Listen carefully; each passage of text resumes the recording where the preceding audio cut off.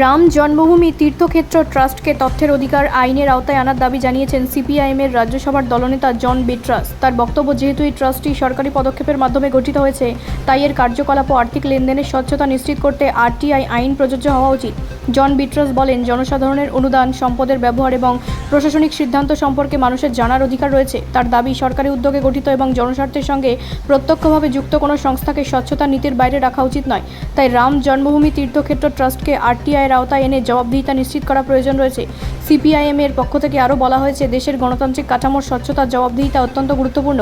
ধর্মীয় বা সাংস্কৃতিক গুরুত্ব সম্পন্ন প্রতিষ্ঠান হলেও যদি তা সরকারি সিদ্ধান্তের মাধ্যমে প্রতিষ্ঠিত হয় এবং জনসম্পদের সঙ্গে সম্পর্কিত হয়, তবে তার কার্যক্রম সম্পর্কে তথ্য পাওয়ার অধিকার নাগরিকদের থাকা উচিত।